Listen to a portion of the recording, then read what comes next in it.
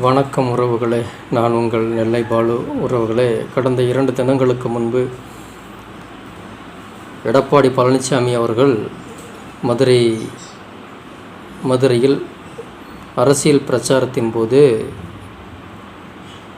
மதுரையில் உள்ள விமான நிலையத்திற்கு திரு முத்துராமலிங்கத்தேவர் அவர்களுடைய பெயரை வைப்பதற்கு வழிவகை செய்வோம், அதற்கான பணிகளை அனைத்து இந்திய அண்ணா திராவிட முன்னேற்றக் கழகம் செய்யும் என்று ஒரு அறிக்கை ஒன்றை வெளியிட்டார். அனைத்து இந்திய அண்ணா திராவிட முன்னேற்றக் கழகத்தின் கட்சி, அதாவது தேவேந்திரகுல வேளாளர் சொந்தங்கள், அந்த அனைத்து இந்திய அண்ணா திராவிட முன்னேற்றக் கழகத்தில் பயணிக்கக்கூடிய தேவேந்திரகுல வேளாளர் சொந்தங்கள் ஒன்று நல்லா புரிந்து கொள்ளுங்கள். அங்கு நிறுவப்பட்டுள்ள அந்த தேசிய அளவிலான விமான நிலையம் அமைவதற்கு ஆயிரக்கணக்கான தங்களுடைய விளைநிலங்களை கொடுத்தது மல்லரனும் தேவேந்திரகுல வேளாளர் சொந்தங்கள்.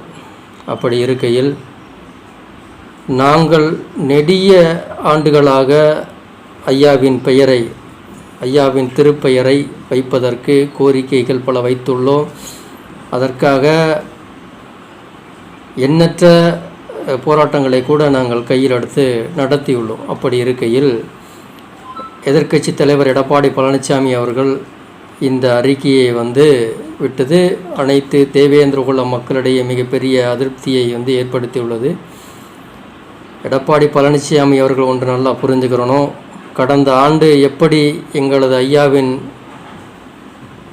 குரு பூஜையை தவிர்த்தீர்களோ, புறக்கணித்தீர்களோ, அதுபோல இந்த ஆண்டும் எங்களுடைய ஐயாவின் சன்னதிக்கு வருவதை தவிர்த்து விடுங்கள் தயவு செய்து. ஏனென்றால் நீங்கள் செப்டம்பர் 11 பரமக்குடி வருகை புரிந்தால் கண்டிப்பாக உங்களுக்கு தரமான சம்பவம் காத்திருக்கு. அதாவது இதற்கு முன்பு மறவர் சமூகத்தை சார்ந்த மக்கள் பசுமொன்னில் செய்த சம்பவத்தை விட தரமான சம்பவம் இங்கே காத்திருக்காது. மாட்டு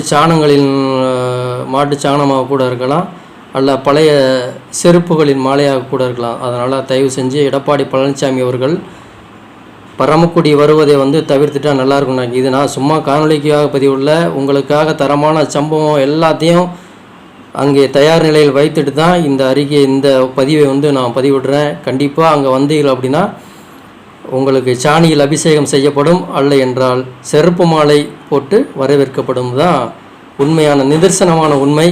தயவு செய்து அனைத்து இந்த அண்ணா திராவிட முன்னேற்ற கழகத்தைச் சேர்ந்த எடப்பாடி அவர்கள் அங்கே வரக்கூடாது. மிக வன்மையாக கண்டிக்கின்றேன்.